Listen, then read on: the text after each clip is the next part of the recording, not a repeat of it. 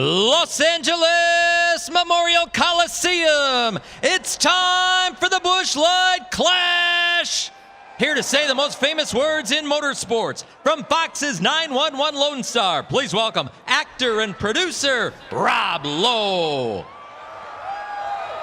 From the home of the competitors, the Coliseum, drivers, start your engines!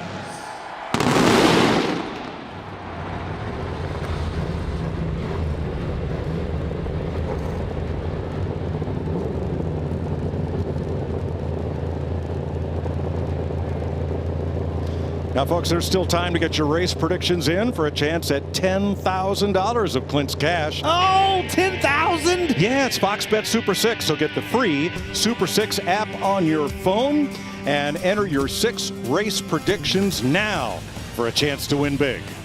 Jimmy, you can't play. Oh, I was just thinking about that. I'd love to take Clint's money. This is one of my favorite parts, Jimmy. Let's check on Kevin Harvick down here. How about you, Harvick? It's Bory up in the booth. You got us? Holy cow, I got you, buddy. Well, wake up now. And let me tell you, come on in. The water's warm. Congratulations on what now we finally, everybody knows what you're going to do. Joining me up in the booth with Mike Joy is going to be a lot of fun. But hey, that means you only got one more time to try to win this, baby. Yeah, I'm really looking forward to coming up there and having some fun and watching these races, because if it's anything like I think it's going to be tonight, they're going to be pretty entertaining. So I would tell you that it's, I think it's kill or be killed tonight. So you better be aggressive and go forward. So it should be fun. Well, man, we're looking forward to it. How pressing is it? Do you have to go right off the bat? Can you ride a little bit? Can you let this race come to you?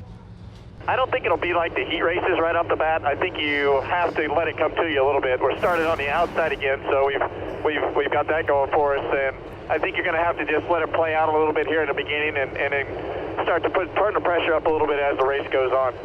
All right, buddy. You're starting mid-pack, so let's see what you got. Thank you, sir.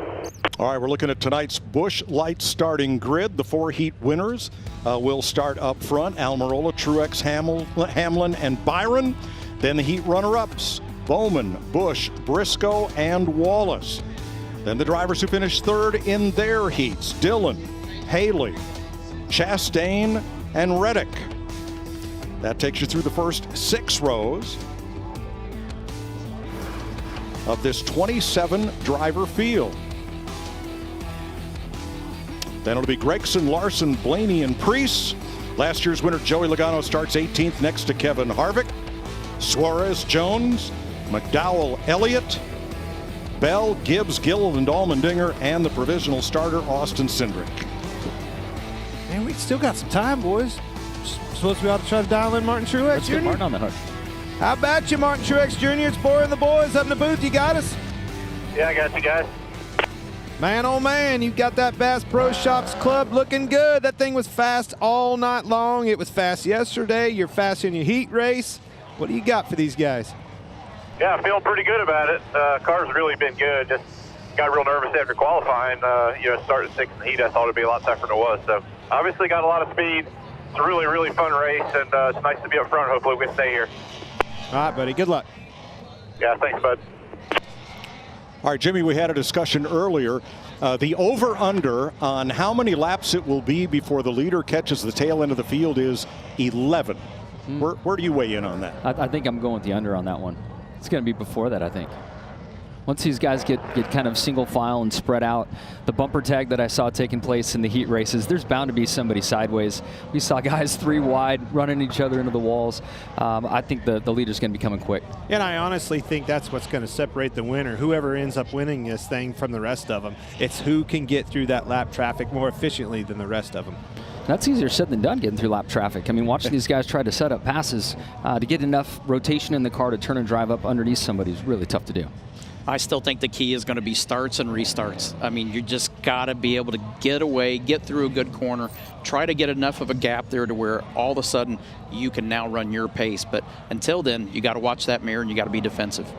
Well, you heard a confident Kevin Harvick on the radio. Busch Light is so confident that Kevin is going to win his final Daytona 500 in 2 weeks They are putting $2 million on the table to go to one lucky fan if he does. Follow @Busch Beer on Twitter and enter for a chance to win at busch.com/win the purse.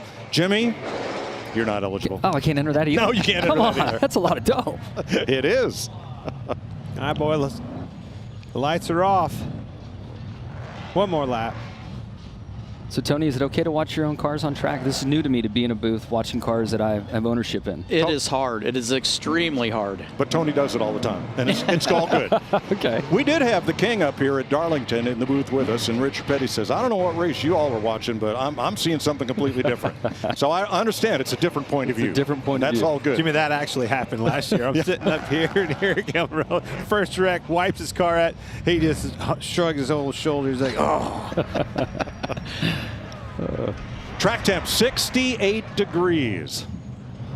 And it's not going to get warmer. No. It's going to keep dropping. You know, talking about lap traffic, that's for Truex, like we just talked about. You heard from him. These guys in the back, it accordions. There's nowhere to go. You talked about it, Jimmy. It's hard to pass. It's hard to set up passes. But they can't afford, these guys in the back of this pack, they cannot afford to just ride, because those leaders will be putting them a lap down faster than you know. You said an under of 11 laps, so you got to go. I mean, I just know what it felt like in Martinsville when I wouldn't qualify well and knew the leader was coming. Once they get single file, they're coming fast. 150 laps is the distance. Only green flag laps count. Instead of stages, there will be a halftime break, and a concert will break out. I like that. Do you guys think the second lane ever comes in now that we have enough cars on track to maybe work it in, get a little rubber down? No chance. No chance. Heisman winner Caleb Williams is the honorary starter for today's event. And here they come. Green flag.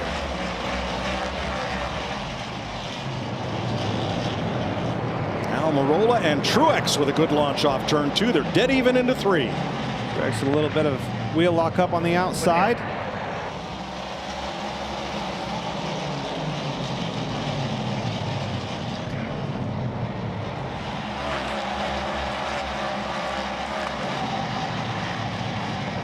They're behaving better than I thought.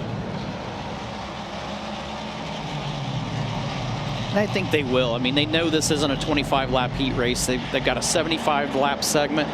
The air pressures are down. The track's cooling off. Way slicker, it seems like, as soon as this sun goes down. So these guys are going to somewhat watch their P's and Q's right now. They were 3 wide off turn 4. Wow.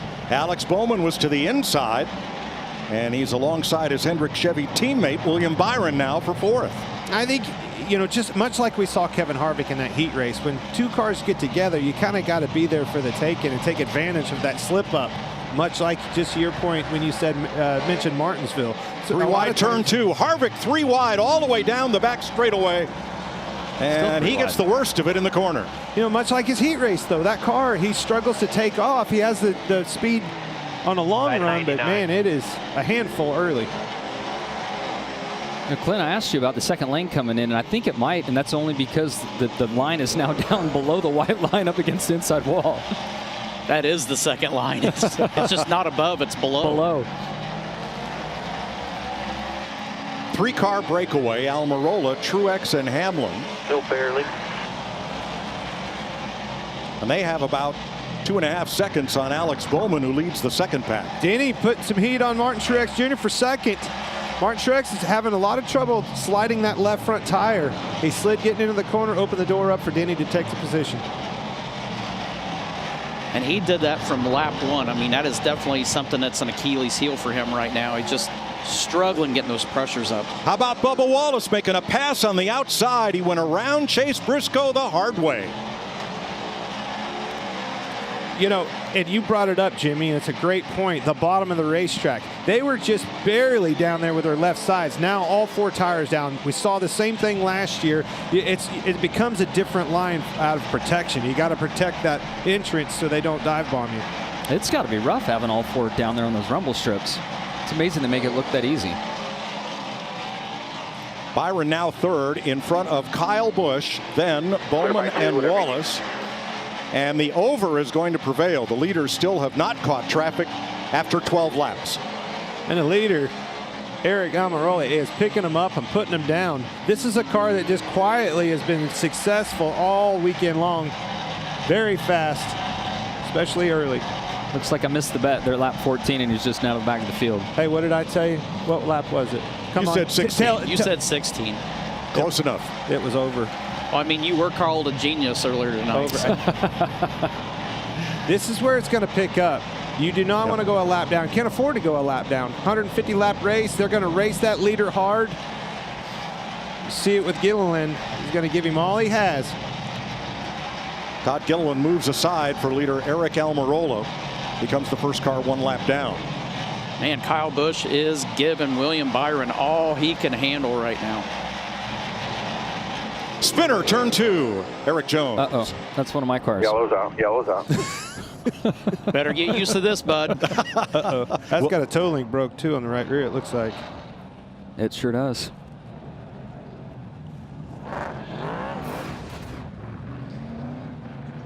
There's Jones outside Kevin Harvick, and here comes Michael Let's see what's McDowell gonna in that happen black here. and white 34. I'm going to tell you, from the looks of that toe link, I think he hit the wall. First caution flag of the race at lap 17. Left rear flat as well. All right, we'll have a look at some replays when we come back. As Eric Jones. Oh, it There's a red. spun around and hit him.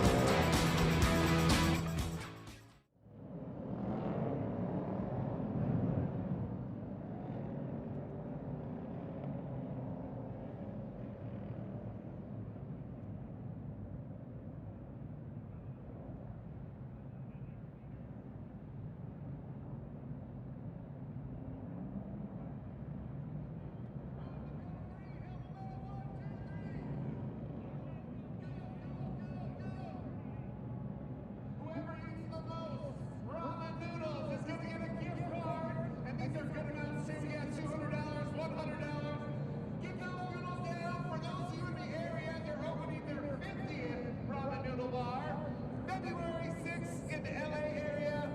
We're so excited to have him as a partner here. Go ahead, keep eating. What are you doing? Suck up down. Chuma, Los Angeles.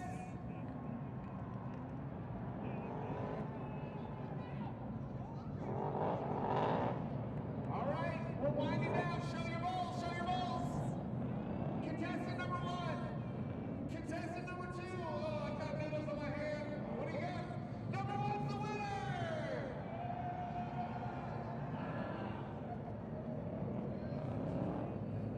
I'm not sure if I should be impressed or disgusted by what I just saw. Congratulations to those guys down there. The ramen noodle eating contest here at the Coliseum. Wow. Let's take a look, Sam, what happened just a moment ago. I mentioned Eric Jones going around. Looks like there was contact between him and the 34 of Michael McDowell. It looks tough out there. These guys are tight. They've got all the way in lap 17. They come work with a caution flag. Keep in mind, we're not counting laps. Really important to know today. Every lap that is counted under green flags, these caution laps do not count, which means, and we saw this at the heat races earlier, once we get down to those last handful of laps, that really creates a lot of drama for these drivers because those caution laps do not count. In the 10 car, Eric Almirola, they had quite a lead. And now we're going to get back into a pack as they come out of the reset. So the field is getting ready for the restart. Now, in a few moments, the field is going to be coming to choose the cone or the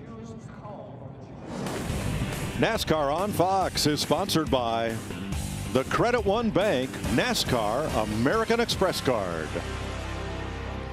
16 green flag laps complete as we welcome you back to the Busch Light Clash at the Coliseum on Fox.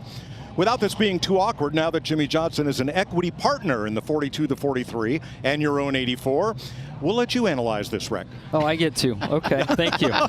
I tried to sneak out during commercial and you guys wouldn't let me, so. Yeah, we looked at this review. It's just hard racing. I mean, everybody's fighting for the spot, you know, trying to outbrake one another into the turn, and 43 comes around. Unfortunately, it looks like the toe link broke when the right rear hits the back of the 4 car. I noticed that Eric is still out on track in his Allegiant Air. Chevrolet, so it's gonna turn really good. I think. I'm just not sure how drivable it's going to be as he tries to make some more laps here. All right, we're going to let you off the hook from there. Thanks for coming by and, Thank you. and being a part of this with us. And good luck this season in your part-time return to NASCAR. I appreciate it. Great seeing you guys. Thank you. 7-time champ Jimmy Johnson. See you, buddy. Eric Almirola, our race leader, has chosen the outside for this restart. Yes, sir. It's kind of surprised me a little bit. And I think pressures have equalized, Tony. I think the 11 car we saw him pass his teammate, Martin Truex Jr. These cars are going to be a little more aggressive here, especially fighting for that win or lead. Only green flag laps count. 16 of them complete. Hamlin and Almirola for the lead. Still there. Gap behind them if you want it.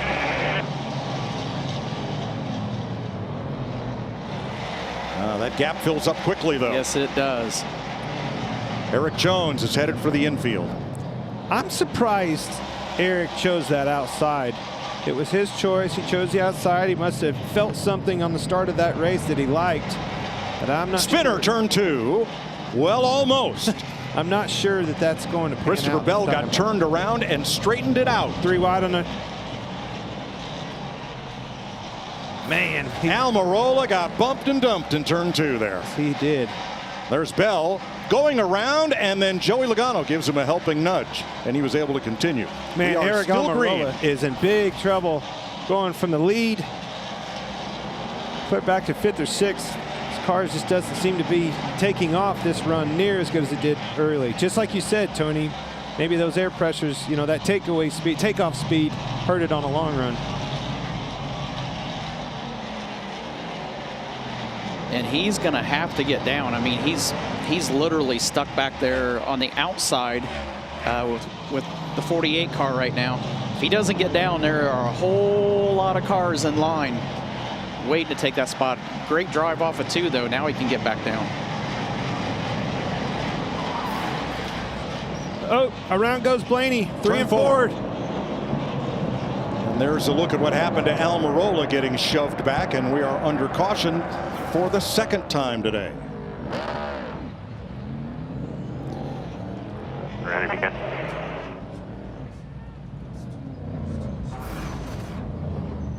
Ryan Blaney, watch the number 12. Just stacking up behind him, much like we saw in the heat race. It really wasn't the car behind him that dumped him. It was 3 or 4 of them. Quite a bit of damage to the front of his car. Blaney was 11th.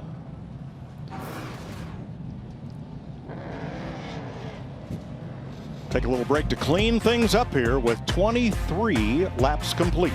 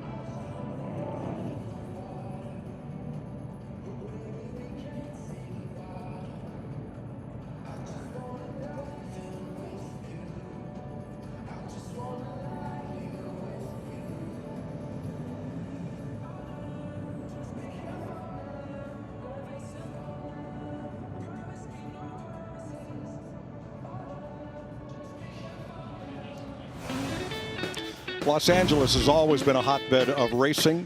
Los Angeles Speedway in Beverly Hills, the current site of the Beverly Wilshire Hotel. They raced until the property got too valuable and it got developed. Gilmore Stadium, current site of the Grove at Farmers Market.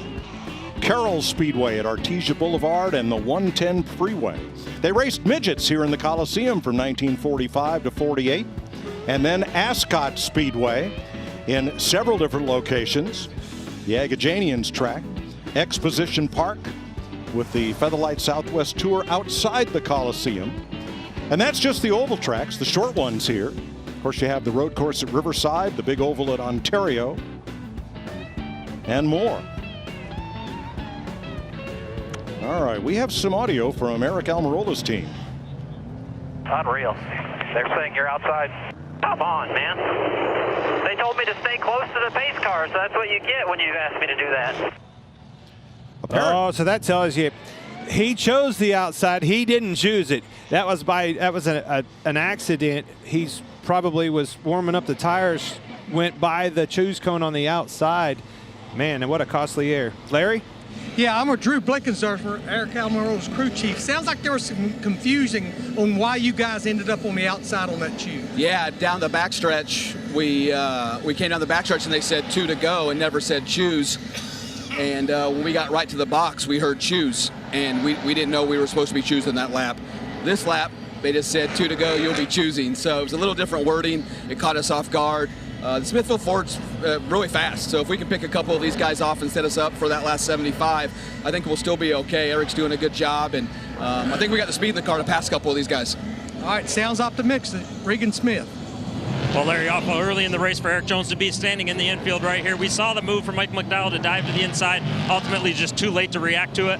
Yeah, I couldn't move over. Yeah, I mean, I was clear on the straightaway, but obviously he really wanted the spot. And, you know, when we got spun out, I think we must have got hit in the right rear and it bent the toe link pretty bad. So, I don't know, kind of is what it is. Michael's got me twice pretty good now, which is frustrating, but go on. I think we had a decent car. We were kind of moving up there and felt good about it.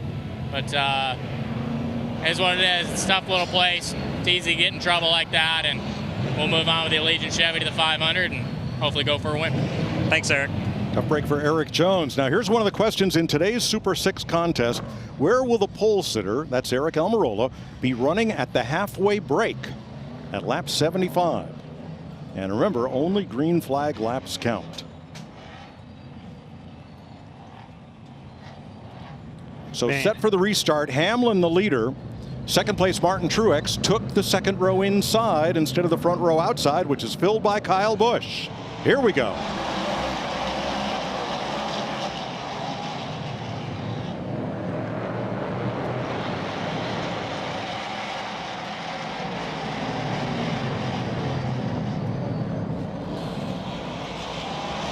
Austin Dillon, great restart. Restart in that outside lane, got a really good jump, got himself up to 5th place. Kyle Busch going after the lead, but Hamlin secures it. Now it's Truex and Busch for second.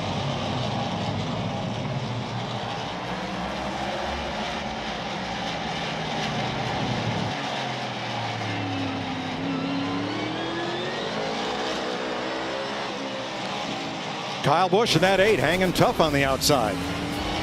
Yes, he is. Just keeps getting a little bit better every single one of these restarts. That one thing that's not getting better is that left front lockup on the 19. He is having trouble. Martin Truex Jr. is having a lot of trouble getting the brakes balanced in the getting into the corner.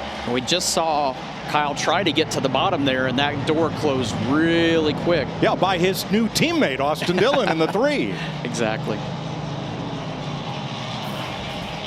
How about this 3 wide toward the back? That's Ty Gibbs on the outside, Todd Gilliland in the middle, and there's a third car to the inside of Gilliland. A.J. Allmendinger. They were 3 wide for half a lap.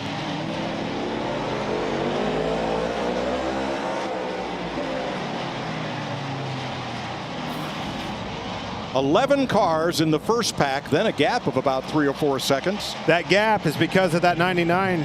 Daniel Suarez really having trouble getting it down, holding that crowd up. Everybody starts stacking up behind him. Usually, what does that mean, Tony? Means you're slow and you're going to get moved soon. If you don't find some speed or find your way to the outside, they will help you find the outside. You're going to be the next one frustrated. William Byron in the 24 up to 7th. The 45, Tyler Reddick, trying to take it away. Reddick had a great race going here last year, but he and Chase Briscoe fell victim to rear end trouble. Well clear.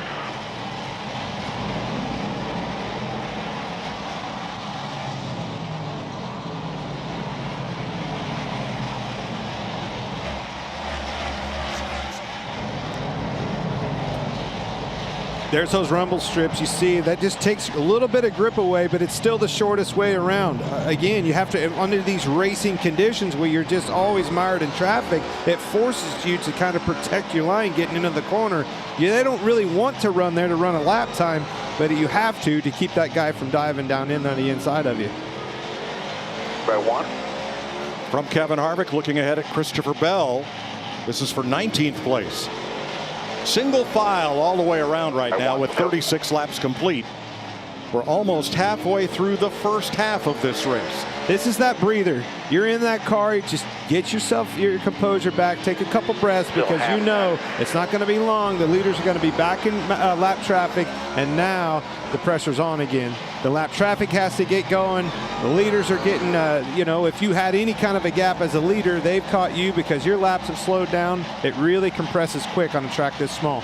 And a lot of times for the leader, they try to get in the lead and try to take care of it. You don't necessarily run as hard as you can, but on a track this small and with all the lap traffic, you want to get as much of a gap as you can, because you know when you catch the lap cars, they're not just going to lay over for you. They're racing cars for position, and you're going to need that buffer to try to make moves to start to get a lapped car in between you guys. And that next car to get lapped is going to be Chase Elliott. Walk me through how to catch him. If you're Denny Hamlin and you've got a little bit of that breathing room like you just talked about, how do I manage that situation to get around that car as efficiently and quick as I can? Well, you'd like to catch him in a spot where it's not going to cost you momentum, but the hard part is he's not having that luxury right now. I mean, he's got Martin Truex closing. The great thing, Chase Elliott, class act, moved over, let the leaders go. He knows he's having a rough day there. Something probably got bent. Turn 2, Allmendinger goes around. Back up, down, easy. Stay down, you're okay. 42 laps complete, third caution flag. It's, again, just right as soon as Denny Hamlin, the leader, started catching them, you can almost put it on the clock. Time's a ticking. Got to turn around after the 38 here. Because you're forced to, Tony. You either have to move that guy out of the way or you're going a lap down. That's the only option you have. I think it's worth on your plate. learning stuff here, man. I know. Allmendinger was 22nd. As we look from Ty Gibbs, there's the contact that brought out this caution.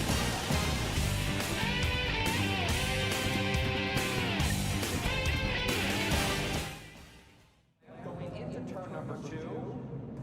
So clearly, AJ not happy with Todd after that incident over there at the exit of the second corner.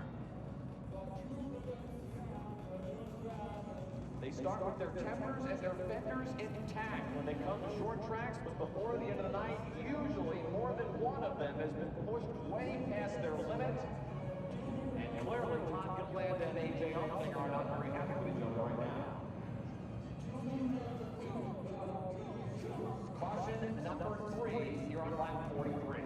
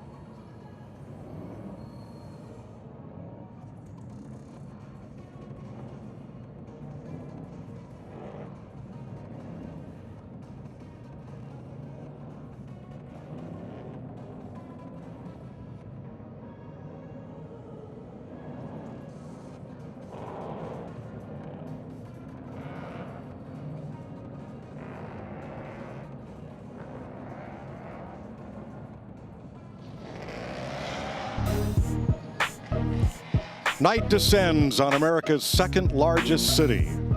The bright lights of LA, the Santa Monica Pier. We look across the Hollywood Hills from the brightly lit Coliseum, celebrating its 100th year. And here's a look at the Coca-Cola racing family and where they're positioned, with Denny Hamlin in the lead. Austin Dillon fourth, defending winner of this race, Joey Logano 13th, just ahead of Daniel Suarez. I love this choose cone rule at a track like this. Look at that cowboy. I hear you, cowboy. Bubba Wallace running third. I don't want none of that. I want to go for the lead. He stepped up to the plate, went to the outside. I hope it doesn't cost him like it did Aric Almirola. We will see. He could have either started inside the third row or up on the outside of the front row, which he chose. I still like taking that opportunity on the outside. I'd all the time rather be on the front row than getting buried. Jamie. We're under caution for A.J. Allmendinger, who spun. He just came on the radio and said, guys, I just cannot drive this car. It feels like it's out of the racetrack. Can't use the brake, can't use the gas. I'm just in the way.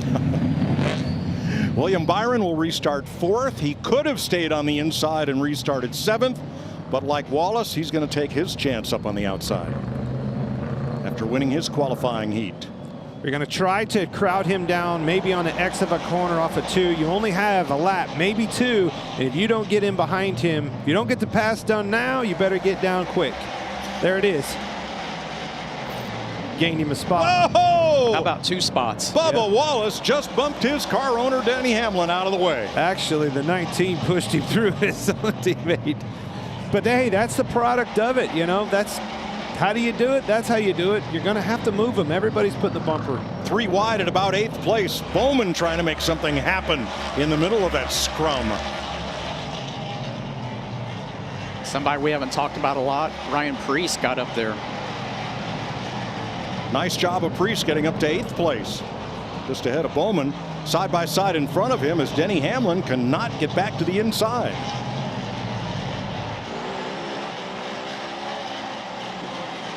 For bumper. Clear. Denny Hamlin just keeps going back. Cannot get down. Every single car that gets to him puts another bumper to him. Here's another car. Larson is going under him. Inside. There's just no way to get to the inside for Hamlin. And he went from the lead to 9th place right there, in a matter of 2 laps. And he's doing everything right as a driver. He's trying to pin those guys down to that apron where the pockets are, where those rumple strips are. That's his only shot if he's going to try to get around those guys to get back in line. He's got one more corner here, and he needs to get down. I don't know if he's going to get it yet. Nope. Joey Logano moves up to 11th.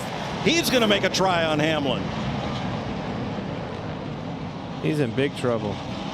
Finally, Denny Hamlin gets in line in 12th place behind Chase Briscoe. Bumper. 25 to the brake by 1.5 to the 11th. Looks good. Lap time 1. Nice and smooth. I think he owns that car that moved him out of the way. Yeah. He and Michael Jordan. Yes, they do.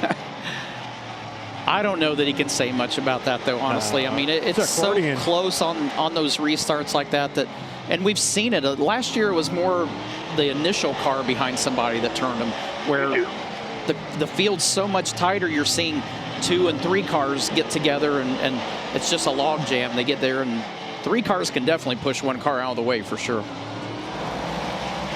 This starts to remind me of the old conveyor belt style racing that we would see at Bristol or Martinsville. And with that, happy birthday to our former Fox colleague Darrell Waltrip, who had a lot of success at both those places. Heck yeah. One of the best that's ever done it.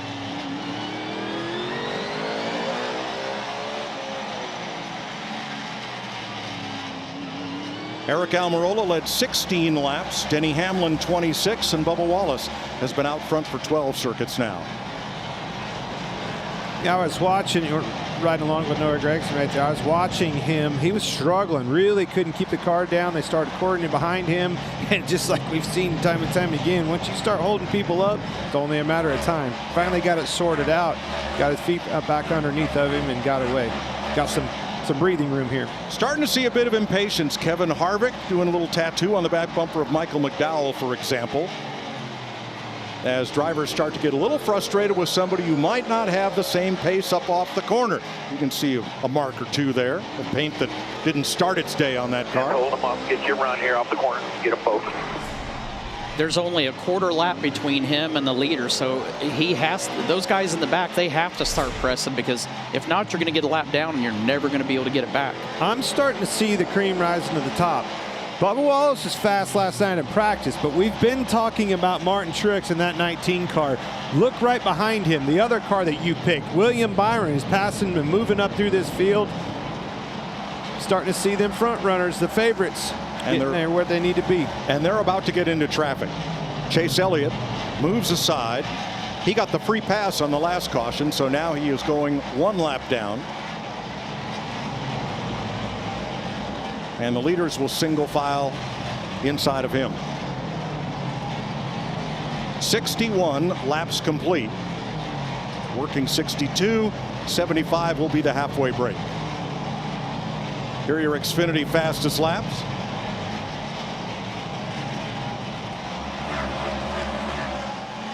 Eric Almirola, 13:40.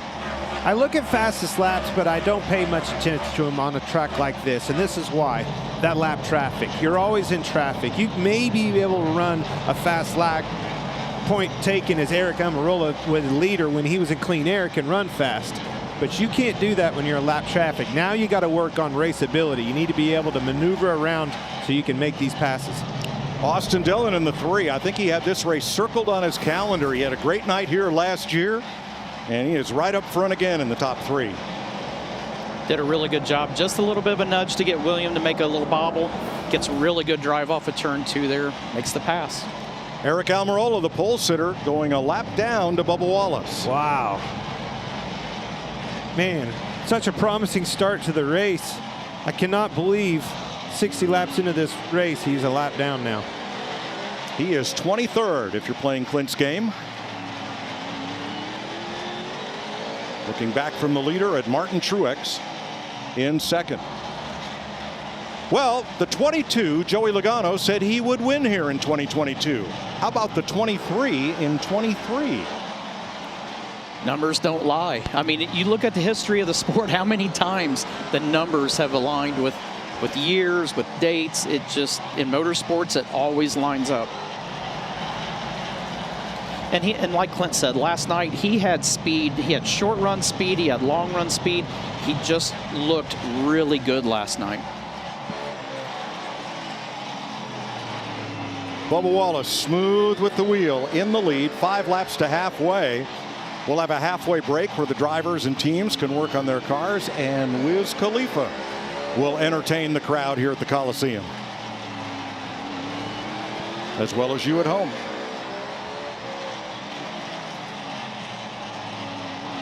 Turned it up a little bit out back. You're still clear by 2. Coming to 2 to go at the line.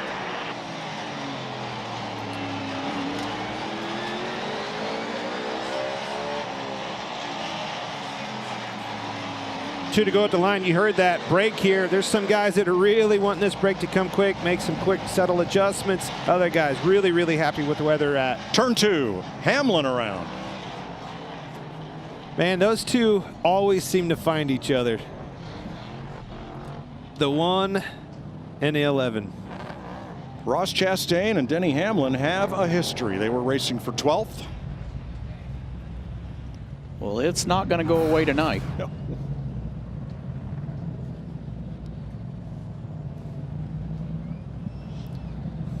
Well, the one's all the way down on the rumple strips. I'm just not sure.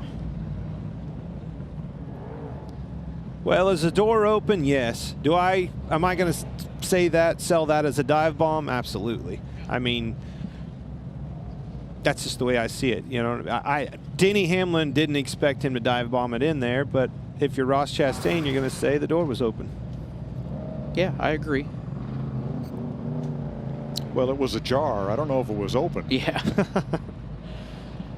Well, he opened it the rest of the way. Let's put it that way. Well, and why was it open? You can't run the lap time if you're protecting on the entrance. If you're that low getting into the corner, where are you going to exit? You're going to be way off in the toolies on the exit and get in the marbles, and then you're not going to be able to run the lap. They're going to turn under you then.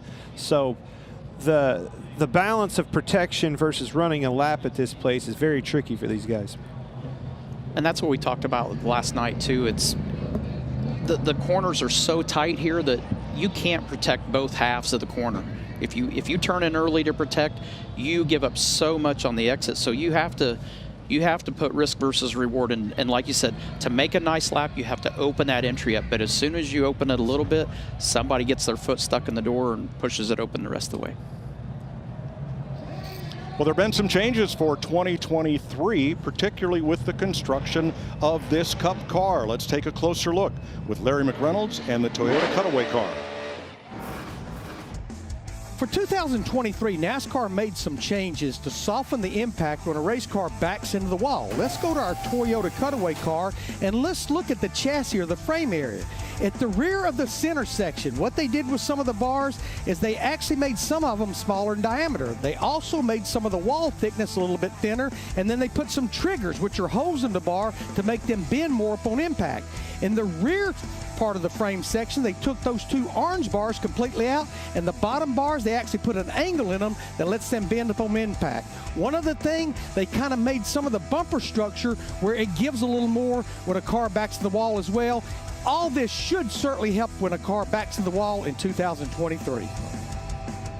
Thanks, Larry. Very significant change to these chassis. Yeah, and I'll applaud NASCAR for that. They did a great job of understanding a problem and not just ignoring it. They went to work very diligently about trying to figure out what was the best solution, work through the problems, and I think this will be a lot better for the drivers this year. Another change they've made is here at the Coliseum to the safer barrier. When they looked at the speeds generated by these cars here, about 83 miles an hour down the straightaway, under 40 miles an hour mid-corner, they removed every other foam block from the safer barrier after consulting with the University of Nebraska and other experts, so that the wall would have more give to it, given that the speeds here are so much lower than any other track we run. The great thing is that safety is an ongoing mission, and it's a critical mission for NASCAR, and they're constantly innovating to our benefit. They definitely take it serious, and I know all the drivers and teams appreciate that. Simple things like those blocks, not a lot of people would have thought of that, but you're running so much slower. The inertia, if they hit the wall, is so much less that it just makes it very hard with the amount of blocks that they normally run. So that was an appropriate step as well. 73 complete. We'll have a two-lap shootout to get to the halfway point, and Austin Dillon has chosen the outside of the front row after Martin Truex again decided to line up behind Bubba Wallace. Dillon was next to choose, and he went straight for the front row. Tyler Reddick in the 45 up to the outside of row 2. And I'm really surprised Martin did not take the outside this time, because you only got to be out there for 2 laps. So you can take a chance. You don't necessarily have to clear the leader. You just have to stay there. So be interesting to see what happens in 2 laps, whether the 3 can maintain his spot there. He's going to make darn sure he doesn't leave a gap where that 3 can get down. If the 3 doesn't hold the 23 down right off this start, Martin Truex Jr. will be in second.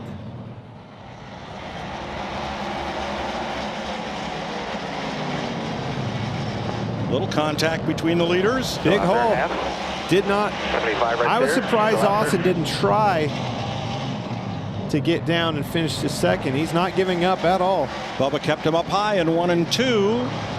And in turn 3 the same. Truex is going to get through for second. The lock up there. Your bike 2. And caution waves. Oh, yellow for the brake. Yellow for the brake. Good job. Now that 75 laps is completed. I still think the risk versus reward, I think that was a good choice on his part. I don't think he had anything to lose. You know, with the exception of the 19 slide in the nose there in 3, or I'm sorry, the 23 slide in the nose. If he doesn't do that, he's still got a shot. If Bubba makes a mistake, he takes the lead. Right. Yeah, absolutely. Well, we saw at the last restart, that's exactly how Bubba got the lead. I mean, anything can happen on there, and if you don't take the risk, you're not going to get the reward. And do it now. There wasn't much to lose there. Now, Eric Almirola got the free pass. He's one of 23 cars back on the lead lap. We are halfway in the Busch Light Clash at the Coliseum. Full moon Sunday night at the Busch Light Clash at the Coliseum on Fox.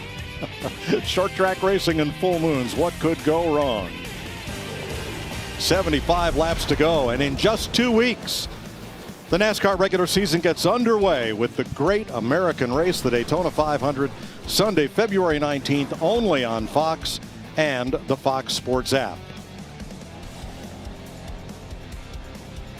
So let's take a look at tonight's Credit One Bank ones to watch. Clint, who are you watching? Oh, I was hoping you go to me first. You know it's that 19 car. He's running second, but the lowest he's ran all night long is third. Went winless last year, but tonight, my man Martin Truex Jr., he's going to punch the ticket. Smoke? Hey, I'm going with the 23 car. You got to take the leader. Bubba Wallace has done an awesome job, led the last 33 laps, and this track is his style of racetrack. He's been smooth all weekend. Well, Austin Dillon finished third in this race last year. Had a blast doing it. Can he improve that a number or two, or does he end up with his car number for his finish position? We'll see. Those are your Credit One Bank ones to watch. It's funny how we all pick the cars that are the obvious, starting right up front, 1, 2, 3. Well, but I'm telling you, now it's time to reset. We've had these guys, they've made adjustments, they've talked, they've watched. I think you're going to see somebody surprise you as well in this second half. We had 4 caution flags in the first half of this race.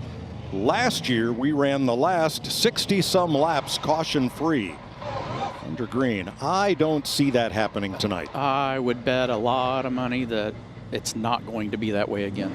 Well, just like we saw in those heat races, when you're down and out, the only way you can catch up, you need a caution, if you know what I'm saying. Well, the teams and drivers are smart. I mean, you take the rules, and as competitors, you always find the best way to use them to your advantage. So if you're behind like that, somebody might get their feelings hurt, but that may be what saves you. So here's where we stand with Eric Jones knocked out of the race early. There are 26 cars on track, 23 of them on the lead lap. Chase Elliott, A.J. Allmendinger, and Ryan Blaney are each 1 lap down, but eligible for the free pass should we get a caution. With 75 laps to go, green flag laps only count. We're back under green. Green, so they're half.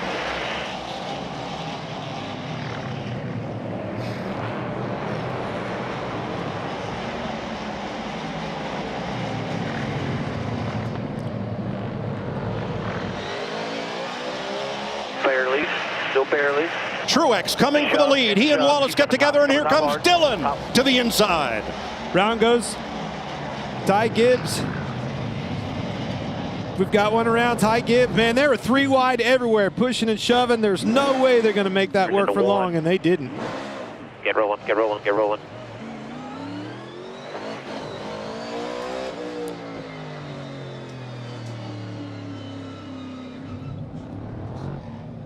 Told you it wasn't going to go all the way to green like that. Well, how about just a little way? Harvick here. Clear low. Clear low. We'll clear low. 3 wide behind you. Coming in. Got a lot of help, I would say. Not sure who, but there were plenty of bumpers there to do the job.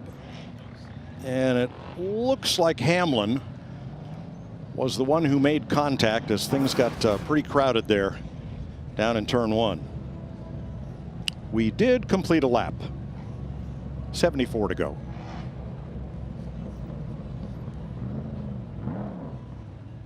Martin Truex talking about Austin Dillon. 3 car shoved the hell out of you there. Where he was going. Yeah, I know where he should go. That's his crew chief, James Smalls. That Aussie accent is unmistakable, isn't it? Well, but he's also, hey, he's sticking up for his driver, and he's prodding him along a little bit too, isn't he? I want to know where he thought he should go.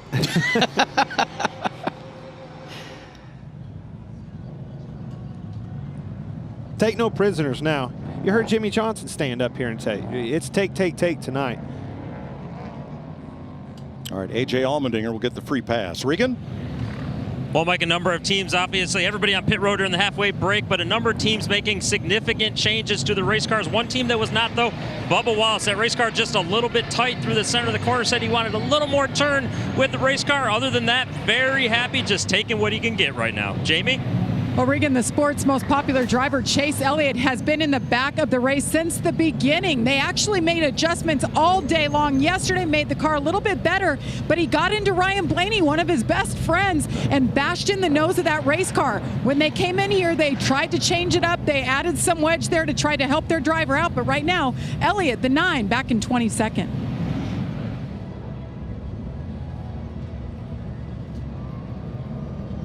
Well, we talked about it, and you see the front of that car. The one thing that we're not going to talk about at all is aero. So doesn't matter how dinged up it is, as long as it hasn't messed the suspension up, that car will be fine. Each of the 3 manufacturers had a chance to make adjustments to the front of the car for 2023, and you will see different patterns of louvers and area of louvers on the hood than what we saw last year for all 3 manufacturers. Next Sunday, it all goes down in the desert. It's the Super Bowl pregame show on Fox, featuring performances by Jason Derulo, the Black Keys, Chris Stapleton, and more. Michael Strahan sits down with Rihanna, and oh yeah, the guys will break down the big game. It all kicks off at 1 Eastern Super Bowl Sunday, and only on Fox. So that's 3 straight Sundays: the Clash, the Super Bowl, and the Daytona 500. Pretty good place to be, old Fox, man. I'm telling you, that's going to be an awesome game. Obviously, we know what the outcome's going to be, but I can't wait to watch it go down. Old Strahan, Howie, and the boys are going to have all the action. It's going to be so fun to watch. But just 3 weeks, like you said, what an awesome event here at the LA Coliseum, the Super Bowl, and then, man, the one that I love the most, the Daytona 500. Great way to kick off our 23rd season of NASCAR on Fox. I can't believe you guys didn't follow along with, I said we already know the outcome of that game. You know, I mean, you know the Kansas City Chiefs. What are we going to say that you haven't already said about this game? Okay, just trying to make sure. Here we go. 74 laps to go. Wallace inside of Truex with Dillon and Byron in row 2.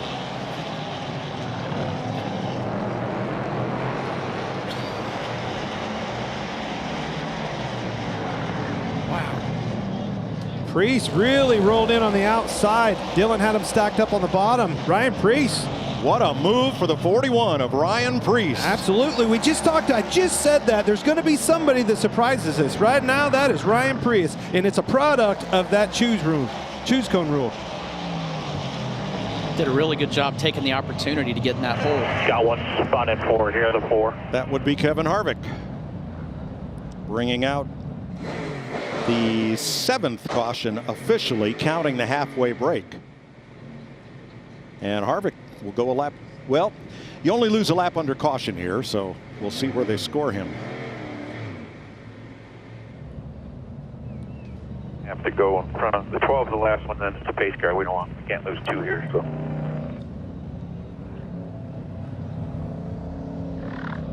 This should put just about everyone back on the lead lap. Harvick was 17th when this happened. There. You're right here. That was Todd Gilliland with the tackle. Oh, sorry, I'm a week ahead of myself.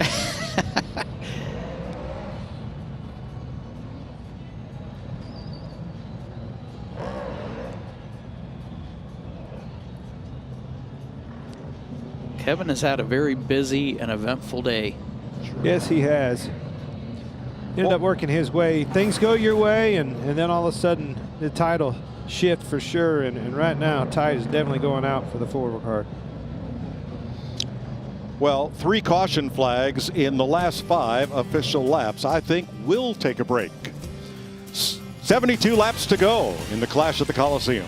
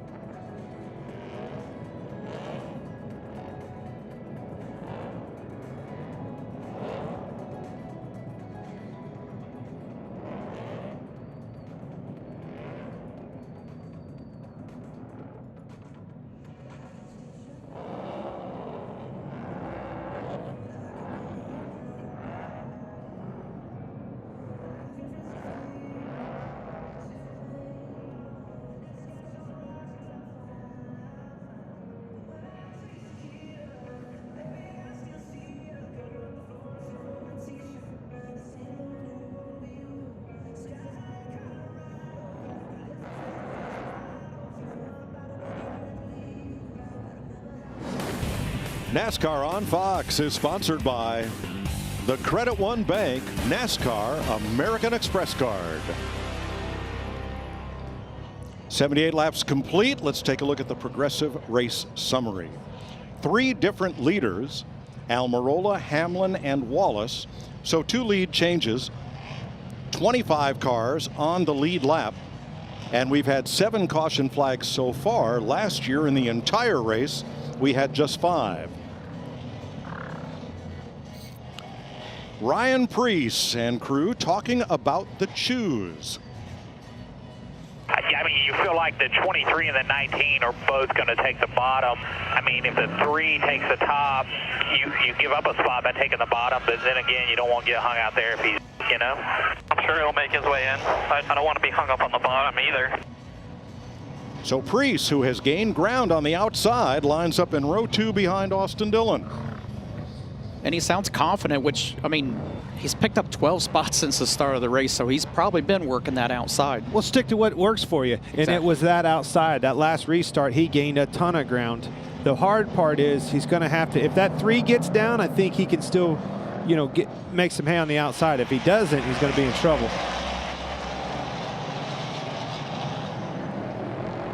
Clear all around. Still half back 19. Preece got to the inside in front of William Byron, so now it's Dillon hung on the outside. As Preece lines up right behind Martin Truex, rockets off the corner in 3rd place.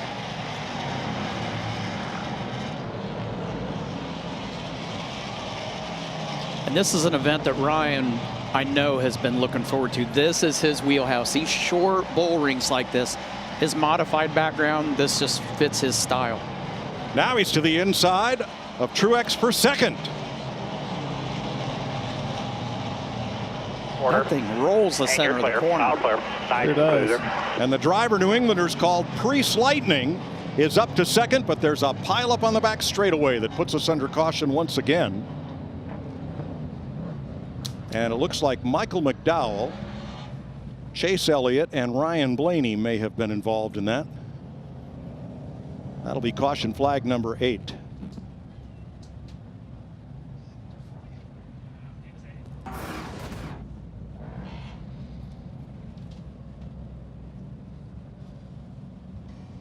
Bell turns McDowell completely around.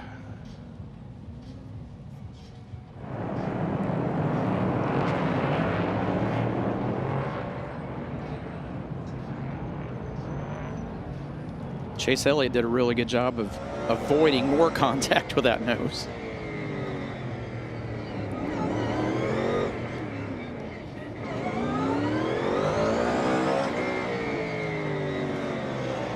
Eighth caution as we see it from Ty Gibbs' point of view.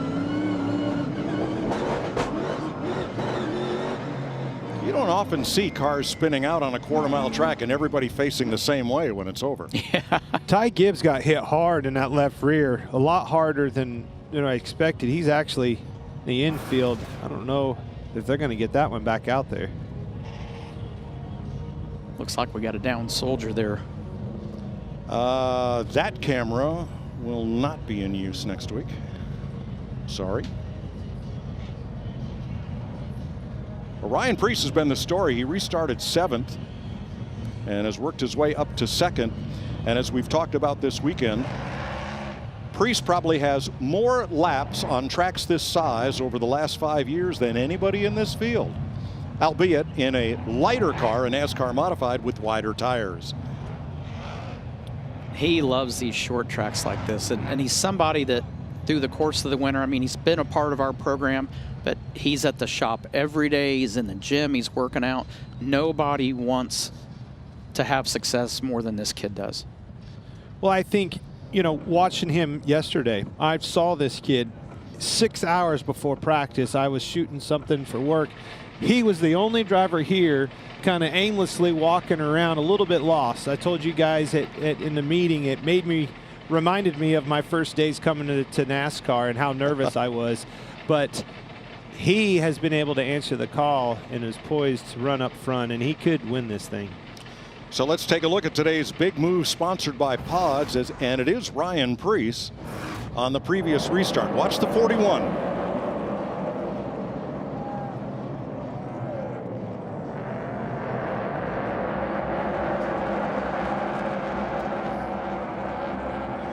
It worked perfect for him. Everybody got bottled up on the bottom. He stayed on that outside and rolled all the way around. And they stacked up behind Austin Dillon in that 3 car, and that's exactly what he needed. There was no hesitation either. As soon as those guys bailed to the bottom, he just kept rolling the top until he got to 3rd there.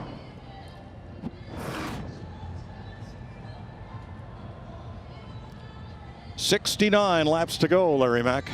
Yeah, Mike, I'm here with Booty Barker, crew chief for Bubba Wallace. Booty, what a long way you guys have come in a year at the Busch Light Clash. You're out in front, a little under 70 laps to go. What do you think, pal? I know it's all on his shoulders now. That's a good looking suit, Larry. I appreciate I'm gonna let you know. You look good, brother. You look good. We're good, but it's just a matter of, you know how it's gonna be. It's gonna come to a restart. Everybody's gonna hit everybody. Hopefully we're in a good position, but we're strong and he's doing well. So I'm happy. Good luck, buddy. Jamie, I would say they're going to have plenty more restarts, though. Yeah, at this rate, definitely, Larry. Well, Ty Gibbs out of the race. Now they're saying it's a broken spindle. Your first ever Busch Clash. How would you describe your first experience here, Ty? Yeah, I guess it's called the Clash for the reason. I feel like definitely sucks. I was the pinball tonight. I feel like we were really fast. I just couldn't go anywhere. I picked a bunch of spots off. I got up to about 17th, I think, and then we got spun. And then going right there, I got back on the top, and we went back to the same spot really quickly, and then just got hit in the left front. I mean, it's just nothing we can do. It's a small track. It's a great show. I just wish, we could race more and not be so checking up the whole time. I feel like the whole time we've been riding the brake. I try not to hit people. Thanks, Ty. Eric Jones and Ty Gibbs sidelined early with 69 laps to go. Bubba Wallace is your race leader. His mom competed in stadiums like this. She ran track at the University of Tennessee. Where do you find this stuff? Told you. I don't think we read enough, Tony. There's a lot stored up here, Tony. But it's pretty much what her son's doing right now tonight, racing on a running track, quarter mile. So cool. The only one that I've ever seen, from my career, Tony, was when we went to Bowman Gray Stadium that we have there in our backyard at, Winston-Salem. Cool racetrack, the bull ring, the madhouse, just exactly like this product you see at the Clash at the LA Coliseum. Bubba's also a newlywed. Something you know about. He married Amanda Carter on New Year's Eve in North Carolina. Congratulations. Married life isn't such a bad gig. I waited 50 years to figure it out, but it's been good so far. What's the chant at USC or whatever? It's fight on, right? This is pretty much what you're going to have to do to win this baby tonight. Fight on. Well, let's take a look at some other celebrations that all-time greats have had here in the Coliseum. Super Bowl VII, the undefeated Miami Dolphins.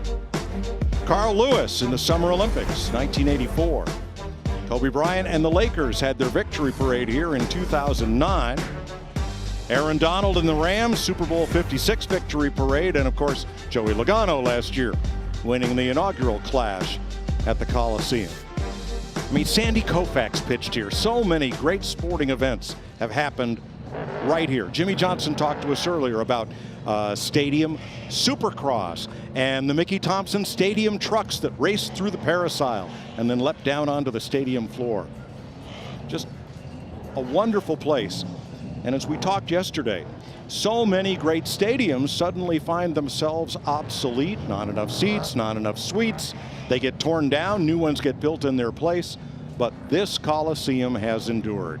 The view off the top of this Coliseum is the prettiest view out of any place I've ever been. I know, Coliseum, whatever. I'm talking gorgeous.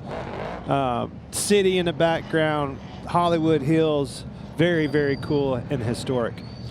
So Bubba Wallace, your leader. Ryan Preece, former champion of NASCAR's modified division, grew up in a racing family. His grandfather, Bob Judkins, built winning modifieds for Eddie Flemke and the heroes of the 60s and 70s, Gene Bergen. Started the Pinto revolution in the modifieds. His dad, Jeff, did some racing on local short tracks, but Ryan cut his teeth on the Silver City quarter midget track in Meriden, Connecticut, which was also the birthplace of Joey Logano's career. Did you know that, Tony? Did you know there was a Pinto revolution? Again, what the just hell like is you a and Pinto Genius, revolution? Well, that's Pinto a revolution I didn't think I'd ever hear in the same Everybody sentence. in the modified division was running coupes and coaches with bodies built in the 30s and 40s. And Jack Arute at Stafford Motor Speedway, Jack Sr. said, we need to get younger fans involved and they need to see cars they relate to. And Bob Judkins built a Pinto, and the rest is history. Well, let's go because the lights are out, boys. We just went a time through lesson in time, history of motorsports. Learn something every day with you, Mike. 69 to go. Bubba and Martin up front. We're back under green. 41 on the bumper. Half off, still up top. Still there, top. Barely. 41 on the bumper. Shoving. Truex is hustling hard. How about the 41 to the inside? Bubba closes the door. Another caution. Gilliland around right in front of the leaders. Look out. Todd Gilliland's had a busy night. That'll be caution flag number 9. These Toyota boys are in trouble. This Ford, with Ryan Preece behind the wheel of it, he's going to the front. But in that exchange, Truex got back to second. 38.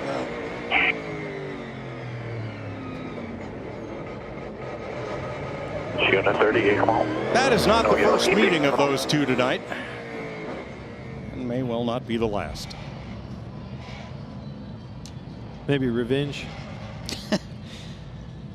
Larry Mack. Yeah, Mike, I'm here with Chad Johnson, crew chief for Ryan Preece.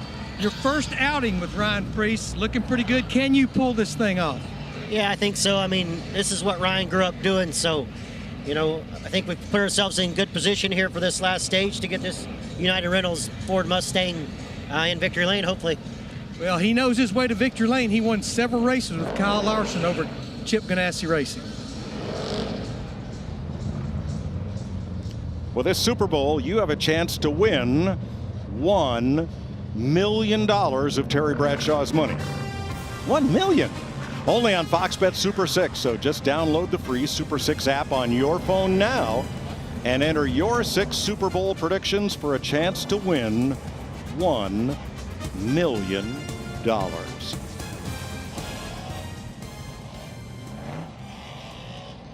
Here's some 41 team audio. With Bubba, I know Freddie knows a lot of my moves, and 4's better than 8, so I know he'll use me up some, so let's just try and get there to the end, then give him a little bit of short track racing. When Preece was growing up in the grandstands at Safford, one of the hot shoes was Ronnie Bouchard, who ended up in the Cup Series and won at Talladega for Jack Beebe. Bouchard did what nobody else did on every Friday night at Stafford. He would practice running the outside because he knew that's where he would have to go to pass people to win the race, which he did fairly often. And that's what Ryan Preece has done here tonight. Work the outside to get himself up to the front row, and that's where he's going to restart opposite Bubba Wallace. Well, they just get compressed down on that inside, and it's so much. If one car holds that lineup and they start getting into one another, you can roll on that outside, and that's what he's done.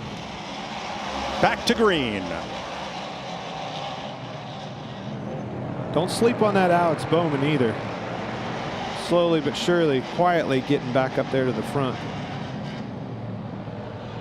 Preece clears Wallace for the lead.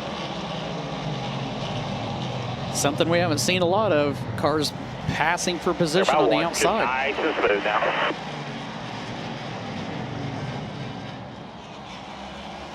Alex Bowman in the 48 trying the same thing on Martin Truex.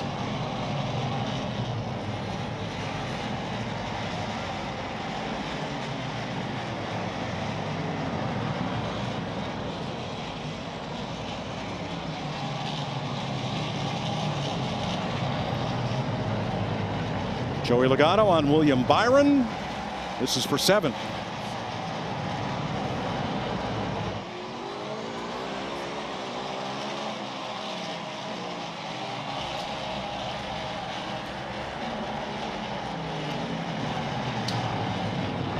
Caution, turn 2. Allmendinger piled up with Cindric and Bell.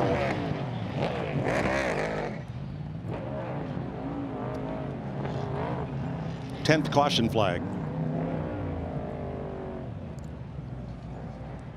Coming on lap 86.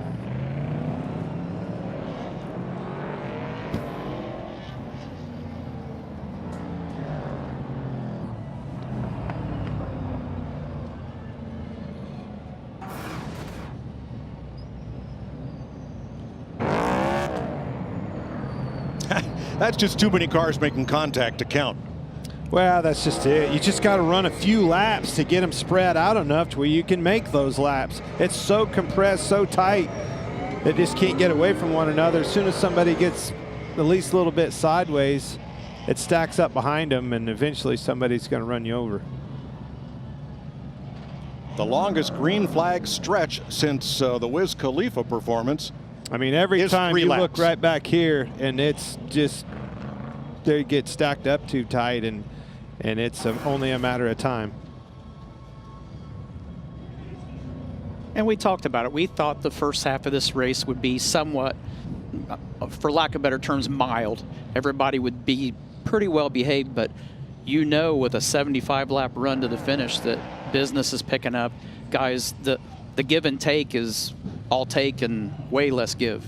Well, in my opinion, what's going to change, though, is that I just circled back there in the back, that's going to go away out of the equation. Business is going to pick up front. They're going to start getting them elbows up and throwing some haymakers up there. You can look up there, look all 4 of those cars, not a scratch on them. You go back there in the pack, them things look like they've been in a demo derby. That'll change. The ones in the back have been in a demo derby. But hey, don't you think for a second that is the way it is at Martinsville or anywhere else we go? I mean, that's the case. If you're back there, that ain't the place to be. That's the meat in the sandwich that you do not want to be. Bad part of the town. I found this interesting. Of the top 6 drivers right now, only Bubba Wallace and Martin Truex have the same crew chief they had last year. The other 4 are all new pairings, Larry Mack informs us.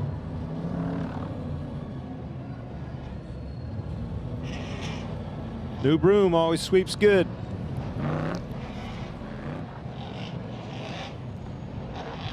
Like his choose cone, check it out. Yep, Bowman to the outside of the front row, opposite Priest.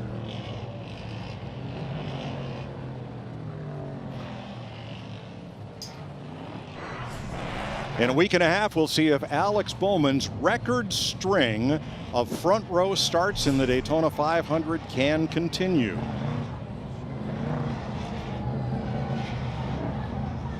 Five years in a row, he's qualified either first or second for the Great American Race.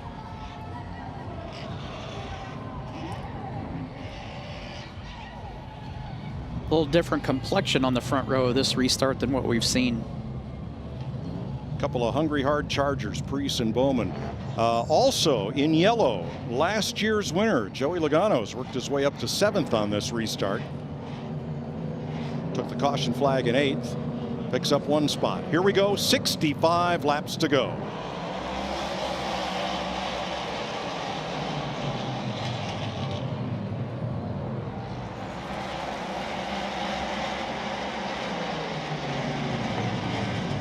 Oh, Logano drilled Kyle Busch, and around goes the 8.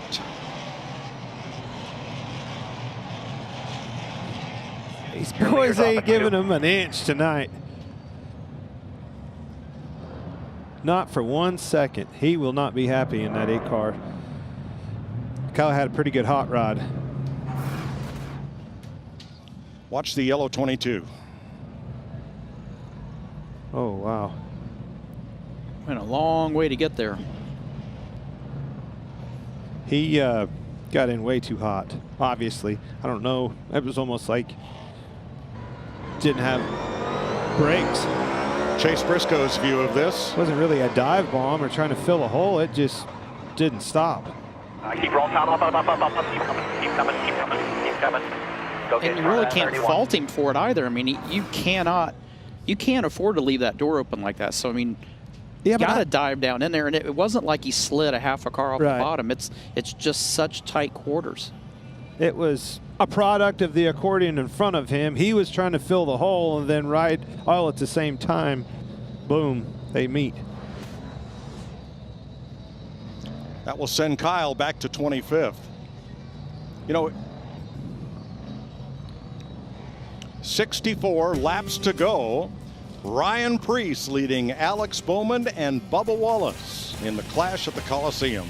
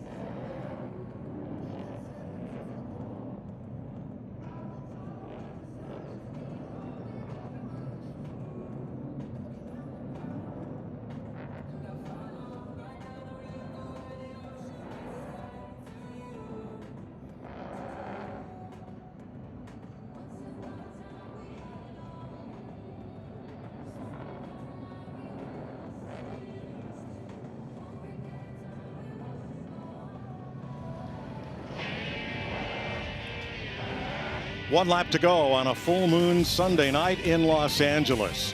Berlin, Connecticut's Ryan Preece, your race leader. Tucson, Arizona's Alex Bowman. On the outside, Bubba Wallace. Martin Truex, row 2. Austin Dillon, Kyle Larson. Byron, Reddick, Haley, and Briscoe, the top 10. 64 laps to go. Green flag. With a good restart that time, both cars.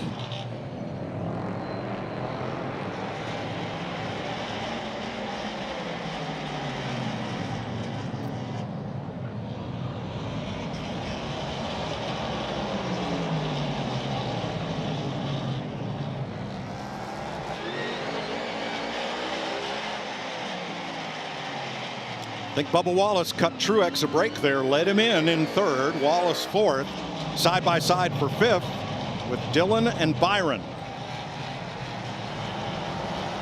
Starting to see Truex's car come to life.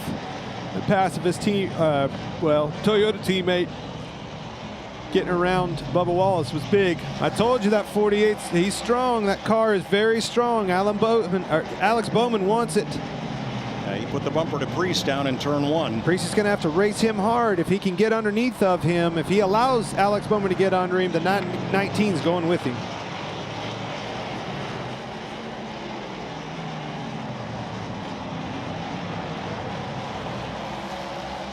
They were 3 wide for half a lap in the back. Kyle Busch trying to get back up toward the front after being spun by Joey Logano.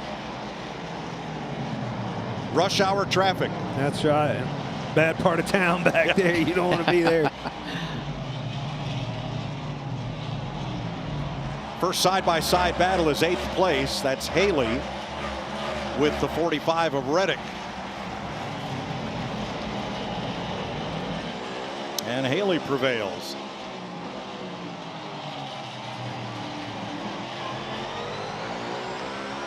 Clear, still clear by half. McDowell and Logano side by side into turn 3, and on the inside McDowell is going to get off the corner first.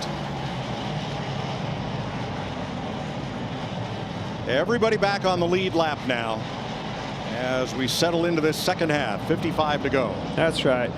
Finally getting settled in. Everybody's getting spread out a little bit, getting comfortable. We're going to log some laps now.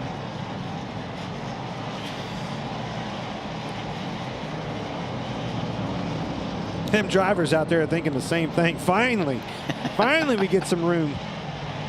It won't take long. We'll be right back in lap traffic. Pressure cooker turns up. Well, you can finally get in a rhythm now. It's hard to do that in 2 or 3 laps after a restart where you really just don't have open racetrack to get in that flow, get yourself settled in.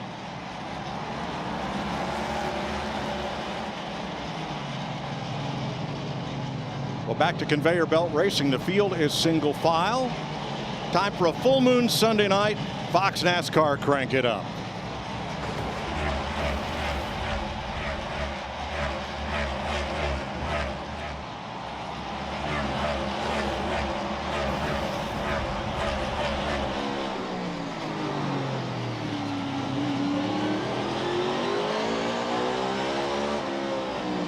D4 50.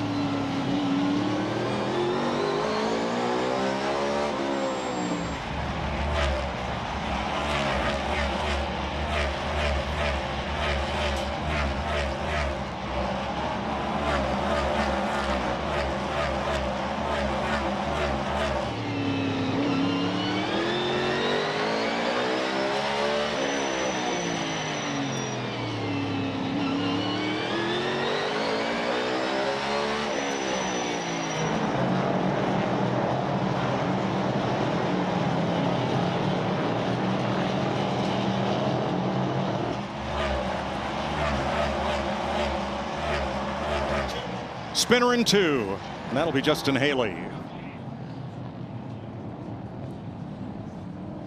With 44 laps to go. And Haley went around from contact. He was 8th.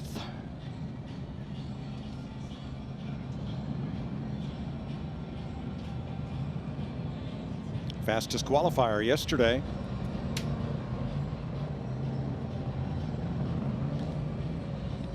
I think he and Tyler Reddick might have gotten together.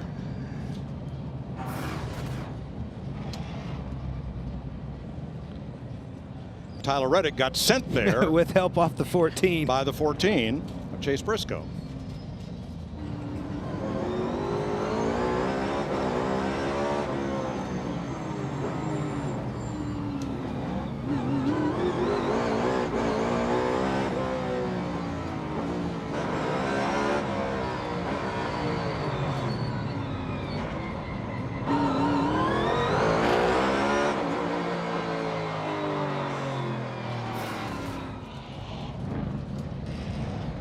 Not sure how many drivers are shifting several times a lap. We know Chase Briscoe is. Consistently all weekend long, and he did that last year. You know, sometimes I can see that car really pull somebody off the corner, but talking to Kevin Harvick and some of those other guys, I've asked them if they've been doing it. They said it's hard to get the power down, abuses the rear tires. They've kind of elected to get away from it. Well, let's hear from Justin Haley and his team. It was on purpose. He knew what he was doing. Oh, yeah. You see him, so you got permission to do whatever.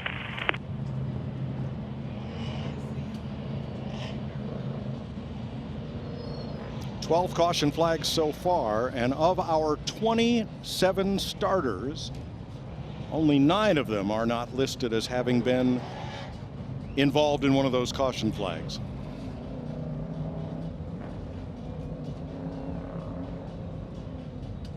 Ryan Preece has now led 25 laps. You hired Ryan Preece, Tony, as a reserve driver last year, which obviously paid off when a seat opened up that you needed to fill. What did you see there? Well, I've seen his modified career, and I just know how good he is in a modified. I know how good he is at short track racing. I know his work ethic. I know how hard he works on the race cars. He just has a lot of depth and knowledge of what's going on, why the car does what it does, what to do to fix it. He's just one of those guys that deserves an opportunity. And there is a big part of it, those 2 Xfinity wins. Preece mortgaged his house to rent a ride in an Xfinity Series car that was good enough to win, and he did. That definitely helped move his career along. Well, I can tell you how good his career was going before that. He had a house to mortgage. I didn't have a house to mortgage when I was his age. There you go. Ready for the restart. 44 to go. Preece and Bowman once again. Truex and Wallace on row 2. Dillon and Byron row 3.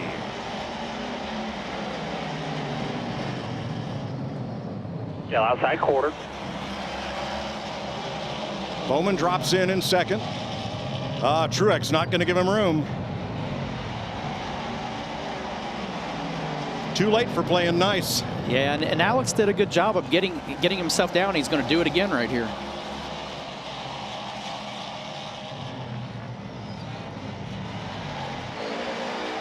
He's entering a lot lower on your bumper here. Oh, Watch how much you're open Austin. inside quarter. Whoa, around goes Briscoe. Behind you, stay green.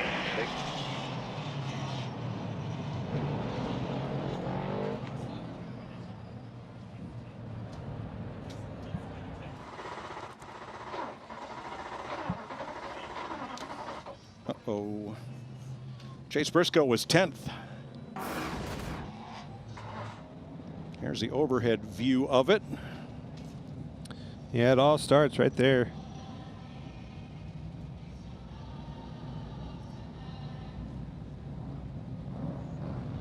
Just going too hard. A little bit of patience on these restarts goes a long ways. I know you can't afford to get them too strung out or you can't make a pass, but you got to get to the end of this thing too. No bumper. My half to the 1. Keep rolling top here. Stay up, stay up, stay up. Keep coming. Gas it up. Hold the brake. Hold the brake. Hold the brake. Hold the brake. Noah Gragson got a piece of him there.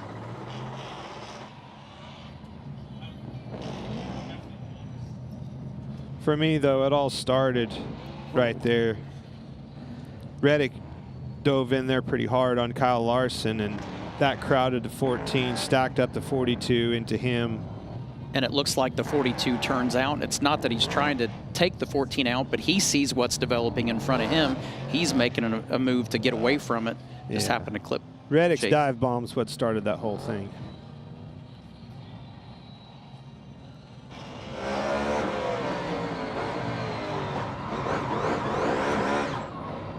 And you can see by his eyes, had no clue anybody beside him or anything. You know, you're hearing your spotter in your ear tell you, but it's too late. You're along for the ride.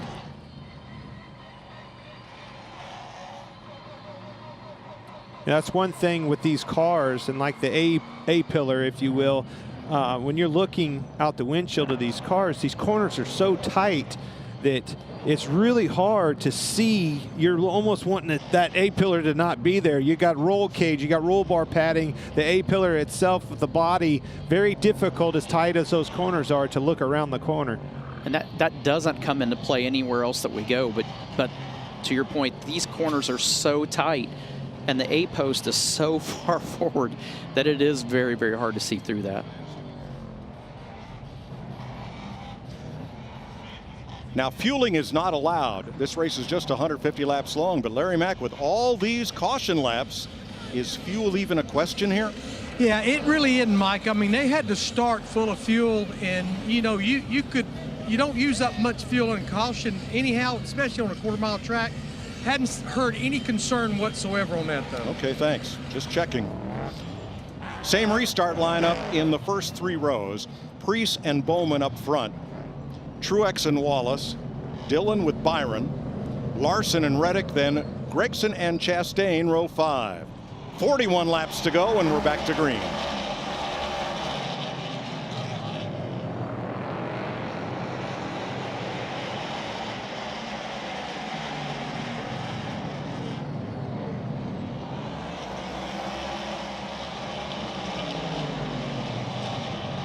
Really surprised Alex didn't try to move down and get behind him. Now I finally did. Almost waited too long, giving Truex a chance to get up beside him. These restarts, he's done an excellent job of getting off the corner on that outside line. Ryan Blaney in the 12, moving back up into the top 10 for the first time in quite a while. With the 12 now. Inside even. Tyler Reddick outside him, Ross Chastain right behind.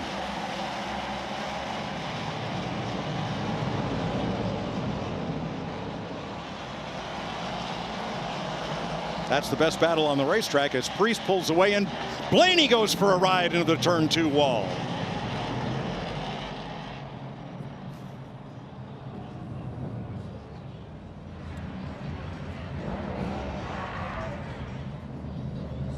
Fourteenth caution flag.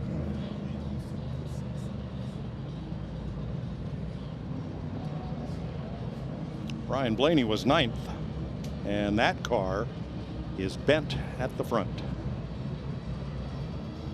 It's had about a lot of abuse today.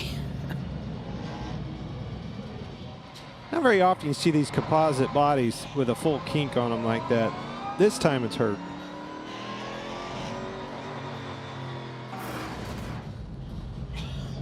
Blaney, far right of your screen.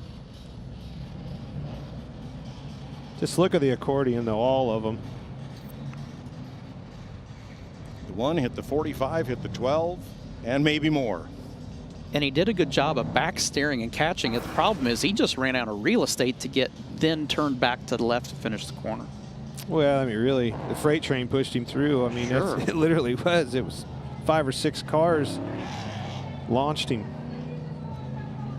And that's the thing. You imagine just being in the seat and you're just running your line. You go in and make a nice entry, and then all of a sudden you just get hit in the back and have no idea why it happened. All right, here's Ryan Blaney's team on that one. Okay, who was it? The 1 or the 45? Not the 45. It was either the 1 or what's behind that, but I don't know. The 45 got sent. Yeah, you need to find out. Over it. Yeah, the 45 was the combo ball in the middle, so it was either the 1 or whoever was behind Ross Chastain that initiated that. There were a lot of variables in that equation, by the way. This is short track racing. Right. How many short tracks you been at with a full moon trying to pull this off on a night race like this? You can have this race tomorrow afternoon and the night after that, and you're never going to have the same outcome. About the time you think that it's just going to be this calamity, every single time you get in a corner, the thing goes long and runs, green the whole time. You just never know when you have a product as small as this tight little bull ring and the LA Coliseum.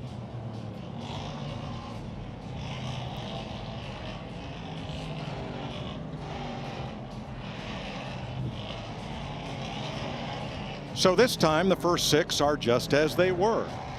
Preece and Bowman on the front row, Truex and Wallace, Dillon and Byron. Then it's Larson and Gregson in the 4th row, Reddick and Chastain in row 5. Just ahead of last year's winner Joey Logano and Michael McDowell. And look who's right behind Joey Logano, his old pal, Kyle Busch. You think by now he's kind of forgot what happened? Asked and answered. Yeah. Yeah. We still have 40 laps to go. A lot of racing. Green flag.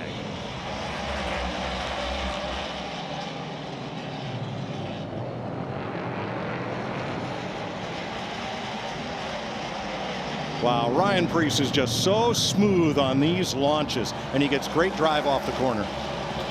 Yeah, this time Alex Bowman hasn't had that opportunity to get down yet. Martin Truex, I guarantee you on every one of these restarts, he's tried to figure out what has went wrong and what he can do better to improve on it. It definitely looks like it's showing up this time. You can't give a veteran driver like him this many opportunities to figure it out, because he will figure it out.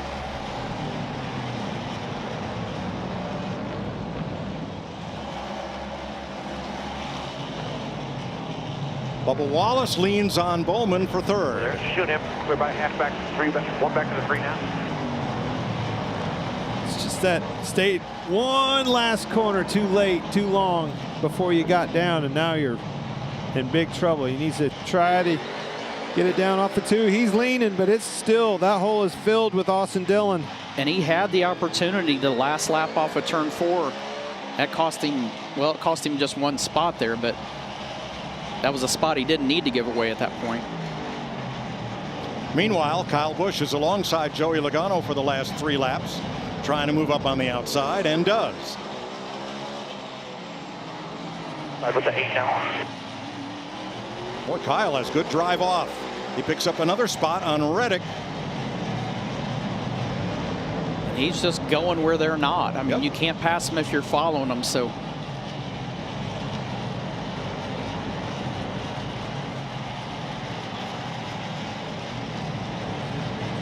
He's going to have to take the opportunity to get down now. I mean, the concept of everybody being log jam on the inside, that's gone away. They're kind of getting sorted out, and he's going to have to get down eventually. He almost cleared Reddick about 3 laps ago, but just not enough to pull down without contact. Now he's got him. He's picking him up, putting him down pretty good. Moved up through the field about as good as anybody. And here comes Martin.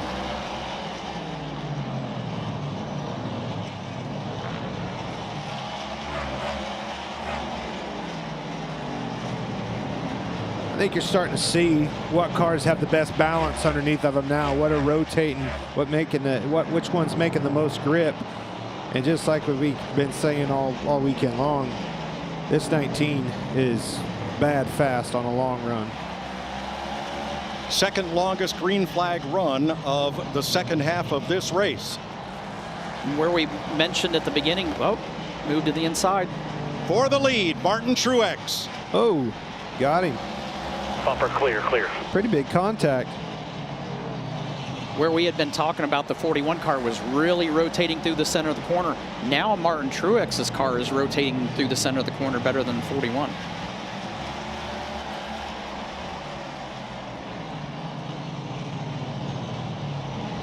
Truex needed the provisional to make this race last year, but he has been out front here much of the weekend.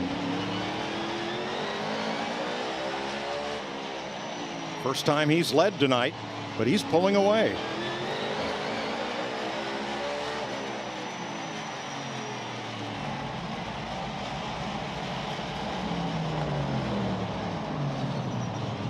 Yes, he is. Hey, you see it rotate really fast, low and straight off the corners. Got that left rear down and digging. Everything you want inside that race car. Oh, Preece gets hit by Dillon. Preece has He's trouble. having trouble.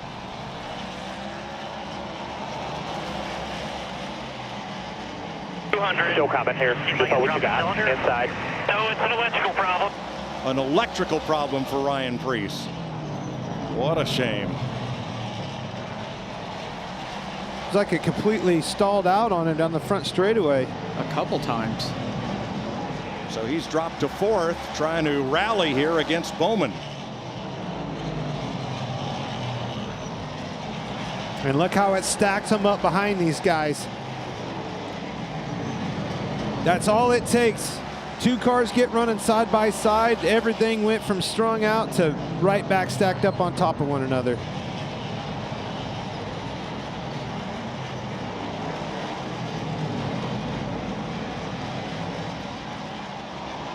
Preece is back to speed, but now he's fighting for 5th against William Byron.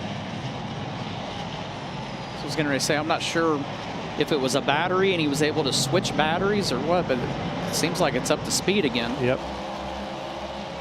15 laps to go. I tell you, this Austin Dillon is impressive. Rich Childers bringing Kyle Busch over to that stable at RCR. That's going to help everybody. It's going to pick everybody's game up, and I think that 3 car is proof in that pudding. Michael McDowell slowed off turn number 2, but now he's picked the pace back up after going a lap down.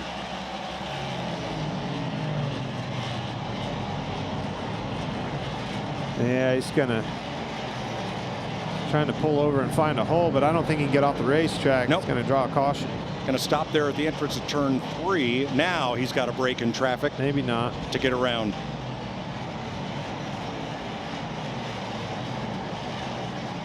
Ten laps to go next time by. For Martin Truex, we'll see if McDowell can make that turn and get his car off the racetrack. Chastain up to 8th. Preece falls to 9th.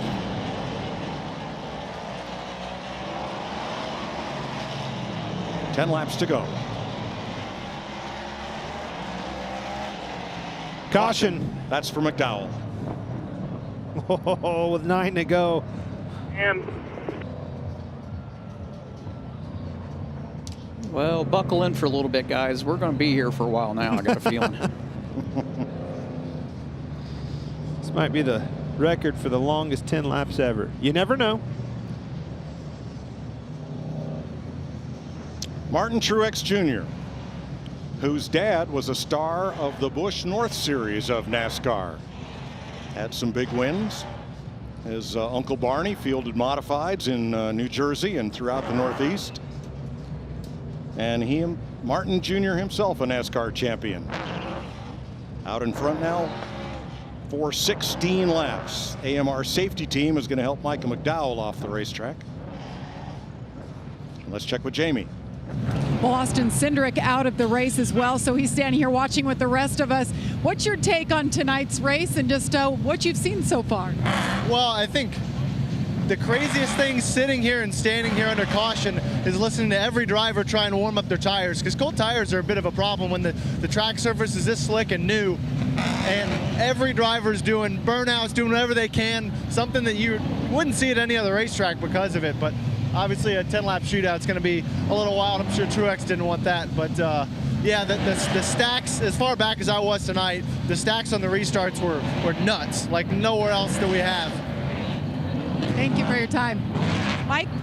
Thanks, Jamie. It's probably appropriate now to go over the rules for overtime, which are unique to this race.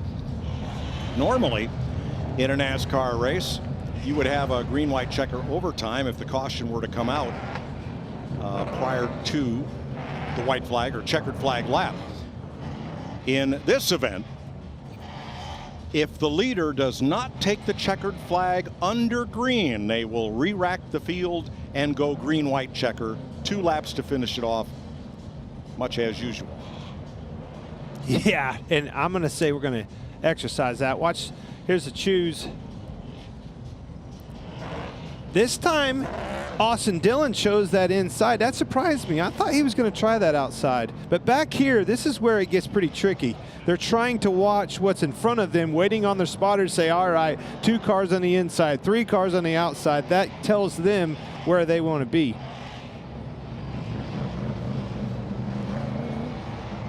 How the complexion of that front row changed on those restarts after the same 2 pair. Now we're back to the 23 and the 19 on the front row.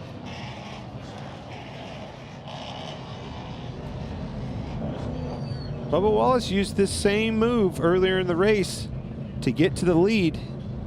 He was actually trying to get down, and they ran into the back of him, pushes through Martin Truex. He assumed the lead, but nonetheless, it was effective. Summer shootout, baby. Time to get it. You know Hugh? You damn right. That was Freddie Kraft. I think they're having some fun tonight. That's the radio communication at the front of the field. That is not the way it's going at the back of the field. Sad but true. Pace car is in, 10 laps to go. Truex and Wallace up front. Dillon and Bowman. Kyle Busch up to 5th on this restart against William Byron. Green flag. Still there. Still there. Still there. Quarter. Still quarter. Still.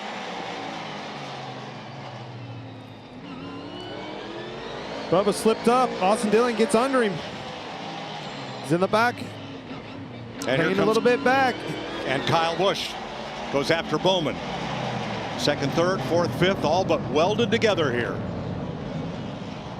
Oh boy, contact. 3 wide. Nicest movie. Discipline here. Discipline. Still Kyle Busch going to come out well on this one. All the way from the back, too. 8 to go. It's time to go. Dillon gives the boot to Bubba. Into the wall. Wallace goes. That radio communication isn't going to be that good now. No. That was not pretty. Get rolling here. Get rolling. Before the leaders get there. They were leaning on each other from the get-go on that restart. Yeah.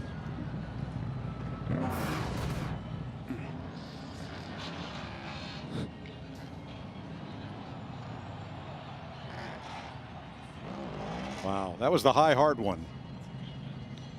Yeah, it's really hard to sit there for these guys and say, I didn't really do anything. It's pretty obvious here. I mean, that contact was so far before the corner and with such force. Well, it came from way back. But like I said, they had been leaning on each other since the restart. Yeah. It was going back and forth. Quarter. Clear. Trying to get to your bumper. Going to move you. That one finished the argument, though. Yeah. I mean, it's one thing to get moved, Tony. It's another thing to get drilled into the wall. Yeah, it was. Oh, there we go.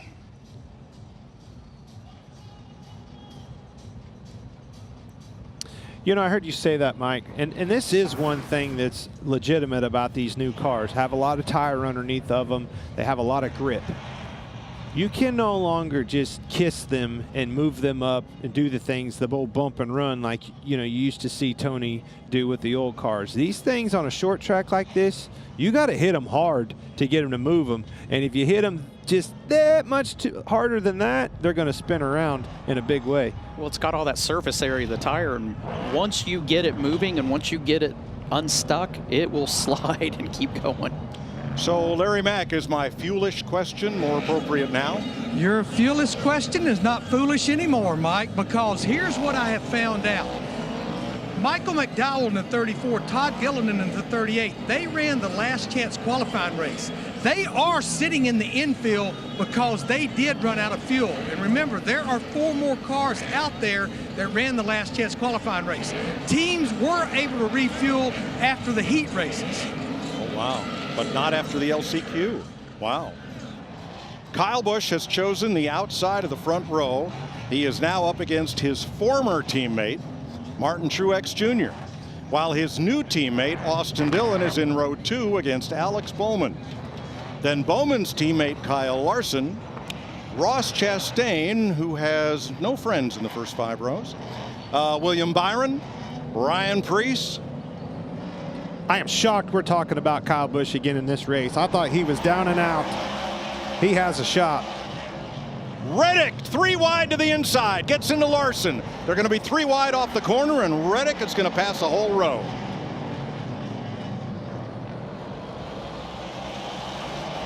Six laps to go. How bad do you want it, Tony? Look at this in the back. Holy cow, I don't think we're going to get there. We might not finish this lap. 3 wide into 3, mid-pack. They made it. 16 into the wall again.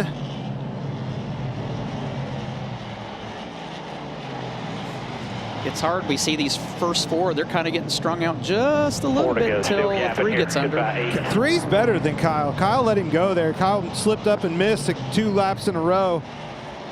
He let him go, I think. Austin Dillon, 3rd last year, 2nd right now with 3 to go. 6-car breakaway. Priest leading the 2nd pack from 7th.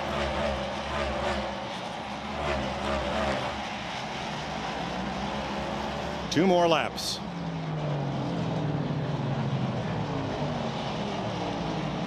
Still maintaining 8 here, coming back to 1 to go, nice and smooth. Truex opens it up as the white flag waves. 1 lap to go, sponsored by Credit One Bank. He wants to get around here as fast as he possibly can. They're 3 wide behind him. They're trying down here. They're trying to pile it up, but Martin Truex comes off turn 4 to the checkered flag. Here comes 3 wide, 3 rows back as everybody scrambles to the finish. They're still wrecking. Frustrations galore. There's one guy happy and a bunch of them mad. How about you, Martin Truex? Fastest car won this race, guys. That's right. That's right. Martin Truex Jr., the 42-year-old from Mayetta, New Jersey. 12th time in the Clash. Took the provisional and finished 15th last year, and he will go to victory lane.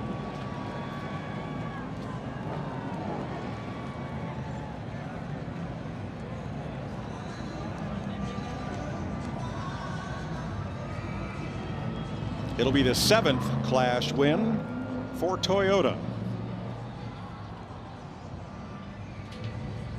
Amazing what a year will do for you.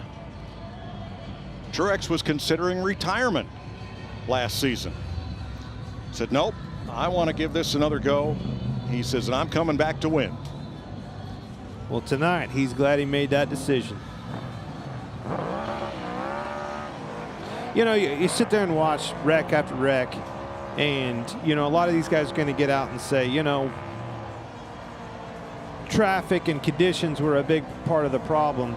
But that guy right there, he didn't qualify good. It was the fastest car, worried sick about qualifying good, started his heat race 6th, got up through him, put himself in position to where he could take care of that car and keep the fenders on it. You can see a little bit of brushing here and there, but that baby's in victory lane. And a big night for Richard Childress Racing. Austin Dillon and Kyle Busch coming home 2nd and 3rd for RCR. And we'll have something tonight that we've not seen in NASCAR.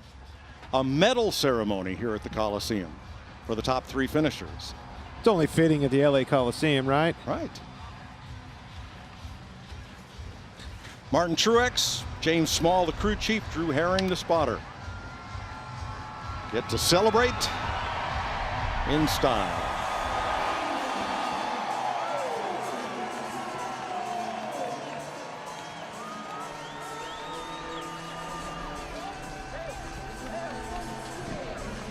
Exactly what you said, Clint. He just was smart all weekend, and especially today.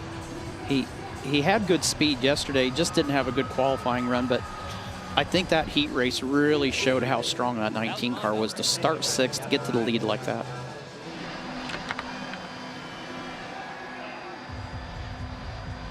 Yeah, as we see week in and week out, you know, the best man doesn't always win these races. But for sure this weekend, I'm fairly confident in saying that the best car won. To Jamie Little. Well, Martin Truex Jr. has done a lot of things in his career, but winning the Clash is one that you never accomplish until now.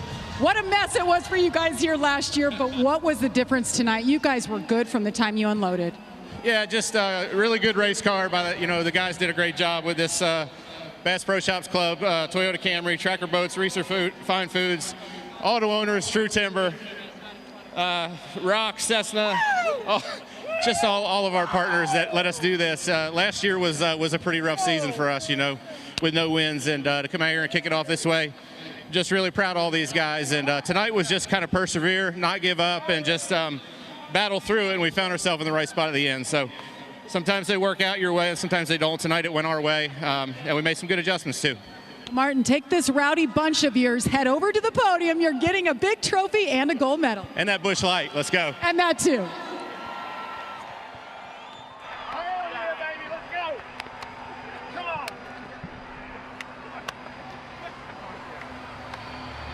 Truex led the final 25 laps tonight. Here's Regan Smith. Well, it was a strong night for RCR. Second and third place, Austin Dillon, Kyle Busch. Austin, you got there, just couldn't quite get it done at the end of the race. We also saw some contact with Bubba Wallace. Things got wild at the end. Yeah, it did, and I hate it for Bubba. He had a good car and a good run, but you can't tell who's either pushing him or getting pushed. I just know he sent me through the corner, and I saved it 3 times through there, released the brake, all kinds of stuff, and then when I got down, I was going to give the same. Probably it was a little too hard, but get by ethanol Chevy was pretty good. It's beat up, used up. Teammate let me go try and get Truex at the end. That was nice, and yeah, it's been fun. Hopefully we can do this more often. First race for Kyle Busch with your new race team. Same Kyle Busch up front. You went all the way to the back. Still don't know how you got back to the front at the end of this. Yeah, it was a battle all night long, you know, but you can't count us out. You always got to bet on us with the Bet MGM Camaros. So, you know, we use the outside on a lot of passes. Everybody would get bottled up on the bottom and start bumper tagging, and I just go around them on the outside. When you're deep in the field, you can kind of do some of that and work your way around. But overall, good to get back up to third. Could have gone second, but like Austin said, I let him go there. He was better than us in practice and was better than us in the beginning of the race there on the long run, so I thought he could have a shot of trying to get closer to the 19, and I'll push him through the 19 in order for us to get the 1-2, but never made it there. Thanks, Kyle. Dillon and Busch second and third. Bubba Wallace led 39 laps of this race, but finishes 22nd. Last car running at the checkered flag. Ryan Preece led the most laps in his debut in the number 41 for Stewart-Haas Racing, leading 44 circuits, and Preece finished 7th tonight. A short drive with the checkered flag for Martin Truex, and we will have the medal ceremony. 16 caution flags. Wow. I mean, that's a lot. We had 5 last year. And for a while there, right after the halfway break, Tony, the cautions just kept coming and coming and coming and wouldn't stop. Well, we knew it was going to be aggressive. We saw it last night in practice when it didn't pay anything. So you knew that it was going to be amped up today. And as these cars get closer in speed like that, we knew it was just going to become a more physical race than what we saw last year. And, you know, unfortunately, both the first half and the second half, a lot of cautions today. And Clint, we saw a number of drivers be the fastest car on the track for a while. Yeah, you know, a lot of setups, a lot of variations in setups. You saw setups that would take off on an early run 41 car. You know, he really took off on that last run, made some great adjustments, had some electrical issues that may be in a cause of it.